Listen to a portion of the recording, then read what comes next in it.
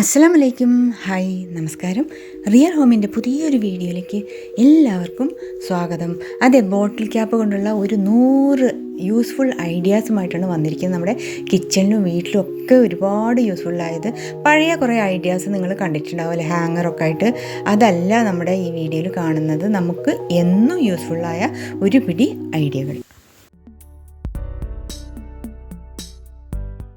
നമ്മൾ ഫിൽറ്റർ പിടിപ്പിക്കണമെന്ന് വിചാരിച്ചിട്ട് ഇത്ര ദിവസമായിട്ട് പിടിപ്പിക്കാൻ കഴിഞ്ഞിട്ടില്ല. അതുകൊണ്ട് ബോട്ടിൽ മേടിക്കലാണ് കേട്ടോ, വാട്ടർ ബോട്ടിൽ മേടിക്കലാണ്. അപ്പോൾ ദിവസവും അതിൽ ഉറുമ്പുകൾ കയറി ചത്ത് കിടക്കാറുണ്ട്. അത് മാറ്റാൻ ഞങ്ങൾ എടുത്ത ഐഡിയ ആണ്, ഒരു പാത്രം വെച്ച് അതിൻ്റെ മേലെ ഈ ബോട്ടിൽ വെക്കുക, പിന്നെ അതിലോട്ട് പാത്രത്തിലോട്ട് വെള്ളം ഒഴിച്ചു കൊടുത്താൽ ഉറുമ്പുകൾ ദൂരെ നിൽക്കലാണ്. അപ്പോൾ ഇതിൻ്റെ ക്യാപ്പ് ഇഷ്ടം പോലെയാണ്.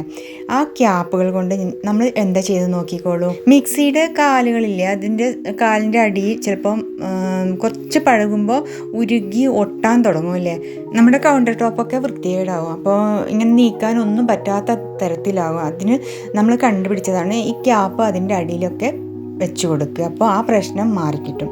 അതുപോലെ നമ്മൾക്ക് ഇങ്ങനെ കിട്ടുന്ന പാക്കിങ്ങിൻ്റെ ഈ ഷീറ്റുകൾ നമ്മൾ വിരിച്ചു കൊടുക്കാറുണ്ട്. പകരം വേണമെങ്കിൽ ഈ ബോട്ടിൽ ക്യാപ്പ് നമുക്ക് യൂസ് ചെയ്യാവുന്നതേ ഉള്ളൂ. കണ്ടില്ല, അപ്പോൾ നമുക്ക് നീക്കാനും വെക്കാനും ഒക്കെ ഈസി ആകും.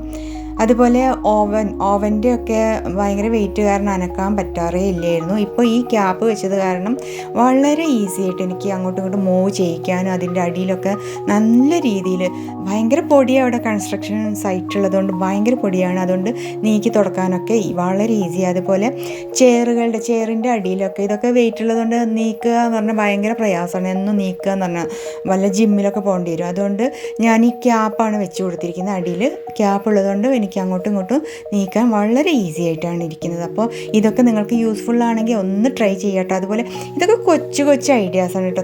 തേങ്ങ പെട്ടെന്ന് ചെയ്യാതിരിക്കാൻ വേണ്ടിയാണ് അങ്ങനെ ചെയ്യുന്നത്. അതുപോലെ ഫ്രിഡ്ജിൽ നിന്ന് എടുത്ത മുട്ട പുറത്ത് വെച്ച് ഉരുണ്ട് പോകാതിരിക്കാൻ ഞാൻ ഇതിലേക്കാണ് വെക്കാറ്. അതുപോലെ ചെറിയ ഇങ്ങനത്തെ കപ്സൊക്കെ ചൂടോടെ വല്ലതും പാർന്നിട്ടുണ്ടെങ്കിലും അതിലോട്ട് ഇറക്കി വെക്കാറുണ്ട്.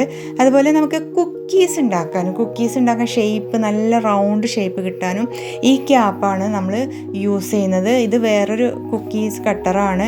അതിന് പകരം നമുക്ക് ക്യാപ്പും റൗണ്ട് ഷേപ്പ് കിട്ടാൻ ഈ ക്യാപ്പ് യൂസ് ചെയ്യാവുന്നതേ ഉള്ളൂ കേട്ടോ. അതിലും വലിയൊരു ആവശ്യമുള്ളത്, ഇത് പഴയൊരു കുക്കറാണ്. പഴയതെന്ന് പറഞ്ഞാൽ 10-20 വർഷമായിട്ടുണ്ടാവും.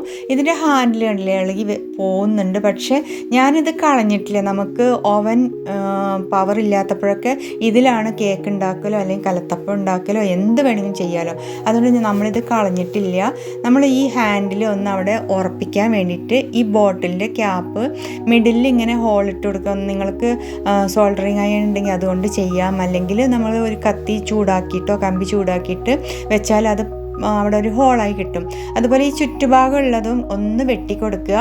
അതിനുശേഷം നമുക്ക് ഇത് ഹാൻഡിലിൻ്റെ, അതായത് പാനില്ലേ, ഹാൻഡിൽ പിടിപ്പിക്കുന്ന ആ ഭാഗത്ത് ഇത് വെച്ച് കഴിഞ്ഞിട്ട് നമുക്ക് ഹാൻഡിലൊന്ന് സ്ക്രൂ ഇട്ട് നന്നായിട്ടൊന്ന് ടൈറ്റ് ചെയ്ത് കൊടുക്കുക. പിന്നെ നമ്മൾ എന്തെങ്കിലും പാചകം ചെയ്യാൻ വേണ്ടിയിട്ട് സ്റ്റൗവിലോട്ട് വെക്കുമ്പോൾ അത് തന്നെത്താനെ പാന് ചൂടായിട്ട് ഈ പ്ലാസ്റ്റിക്കും ഹാൻഡിലും നല്ലോണം ഒട്ടും. അതുപോലെ പാനും ഒട്ടും.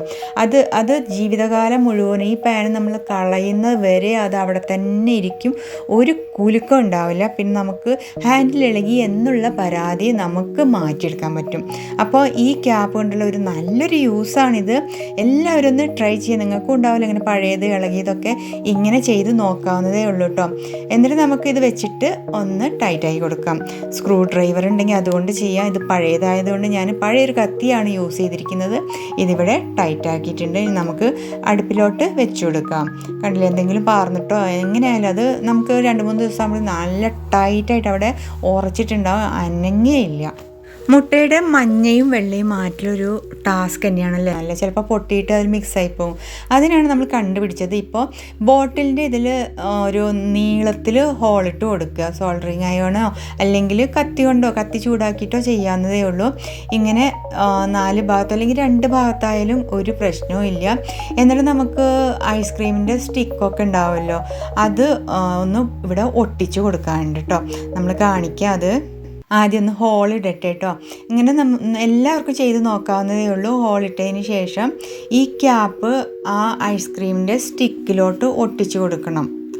നമ്മളിവിടെ പ്ലാസ്റ്റിക് ഗ്ലൂ ആണ് യൂസ് ചെയ്യുന്നത് കേട്ടോ.